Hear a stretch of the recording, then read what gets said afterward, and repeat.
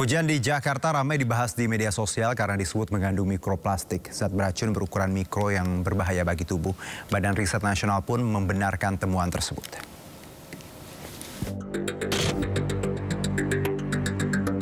Hujan Jakarta ramai dibahas warganet di media sosial dalam beberapa hari terakhir.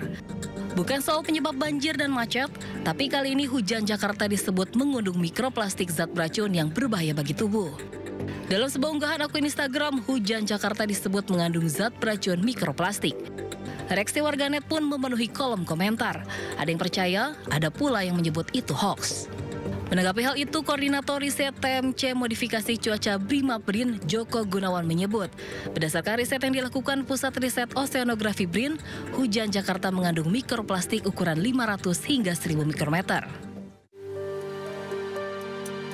Mikroplastik berasal dari plastik yang terurai jadi potongan kecil karena paparan sinar matahari, angin, atau gelombang laut. Saat hujan turun, mikroplastik terbawa air hujan dan masuk ke dalam siklus hidup masyarakat. Hujan mikroplastik ini banyak ditemukan di daerah perkotaan atau di wilayah yang marak pembakaran sampah liar. Dari riset BRIN, hujan mikroplastik beracun bagi tubuh, dapat memicu stres oksidatif, peradangan, dan gangguan metabolik atau imun pada manusia. Untuk menghindari polusi mikroplastik, masyarakat bisa ikut menjaga lingkungan dengan mengurangi sampah plastik yang kini jumlahnya makin mengkhawatirkan. Bagaimana tidak, dari total 32 juta ton sampah nasional, 20%-nya merupakan sampah plastik. Tim Liputan iNews melaporkan. Siapa? Keluarga siapa namanya? Identitasnya mana? Identitasnya. Inilah situasi yang menegangkan di sebuah ruko fotokopi di Jalan Kalisari, Pasar Rebo, Jakarta Timur. Nampak petugas damkar dan petugas sosial melakukan negosiasi kepada seorang pria yang menyandera dua anak kandungnya.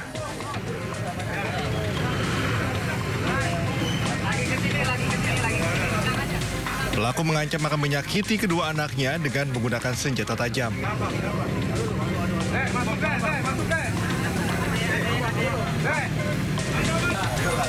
Beberapa saat kemudian, petugas memecahkan kaca dan langsung mengamankan pelaku dan berhasil menyelamatkan kedua korban sandera.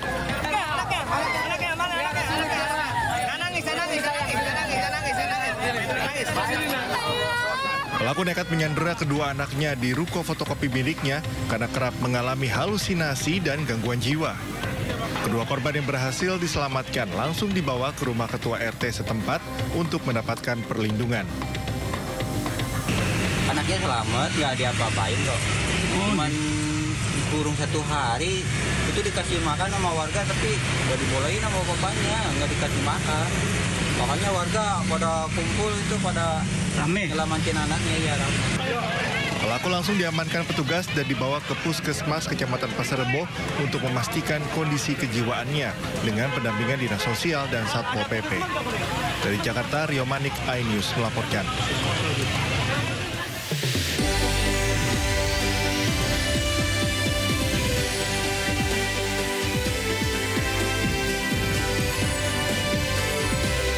Ramai di media sosial, hujan di Jakarta mengandung mikroplastik yang berbahaya bagi tubuh.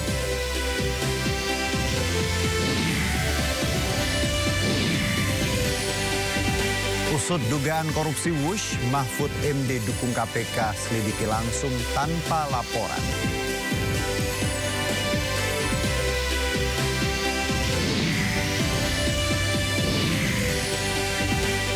Dua hari beroperasi, kanal Lapor Pak Purbaya terima belasan ribu aduan terkait bea cukai dan pajak.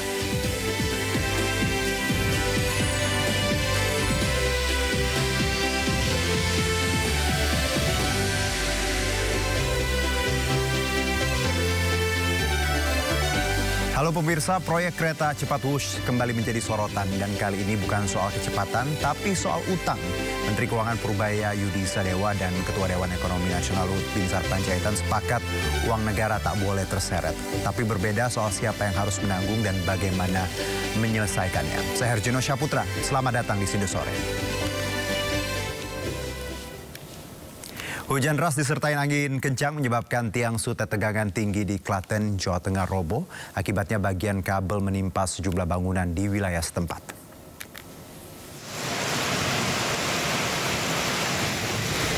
Hujan deras di Klaten sejak kemarin sore hingga malam menerjang area persawahan desa Melese, Ceper, Klaten, Jawa Tengah. Akibatnya tiang sutri tegangan tinggi roboh.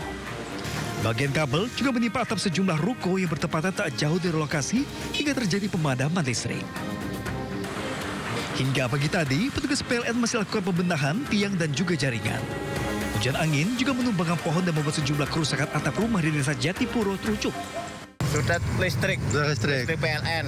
Hujan atau Hujan deras sama angin. terus ini yang kena berapa rumah, Pak? Kalau rumah ya rumah makan Padang hanya itu. Sama? Ya, lainnya nggak ada. Mendung dulu nggak tahu angin. Dulu. Terus ada itu hujan, angin kencang. Itu anginnya arah mana, Pak? Timur ke barat. Oh, itu berapa lama itu kira-kira?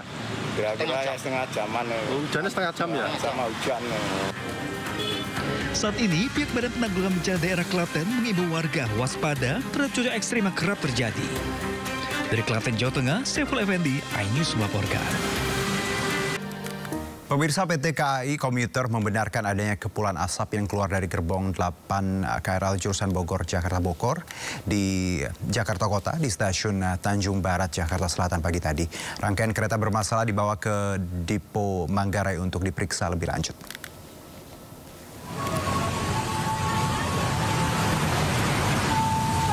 Kepulan asap keluar dari salah satu gerbong kereta komuter lain di stasiun Tanjung Barat, Jakarta Selatan, Jumat pagi. Seketika, para penumpang yang mengetahui banyaknya kepulan asap langsung panik berhamburan keluar gerbong. Manajer Public Relation KAI Komuter Line membenarkan adanya kepulan asap dari gerbong KRL di stasiun Tanjung Barat. Dan setelah diperiksa, asap diketahui keluar dari gerbong 8 jurusan Bogor, Jakarta Kota. Sebagai tahap awal kita melakukan pengecekan di stasiun Tanjung Barat tersebut. Nah, di stasiun Tanjung Barat ada pengecekan awal dari petugas terkait. Di situ juga kita sudah memastikan ya. Yang pertama kita pasti utamakan untuk keselamatan dan keamanan penumpang ketika melakukan berkomuter. Nah, ternyata di sana keretanya dalam kondisi baik dan akhirnya dijalankan sampai dengan pasar Minggu. Dari hasil pengecekan awal, tidak terdeteksi adanya korsleting listrik atau persoalan lain, sehingga kereta tetap melanjutkan perjalanan hingga ke stasiun Jakarta Kota. Namun, untuk memastikan kereta benar-benar aman untuk kembali dioperasikan, rangkaian gerbong KRL bermasalah itu akhirnya dibawa ke Depo Manggarai. Dari Jakarta Pusat, Rani Sanjaya, iNews melaporkan.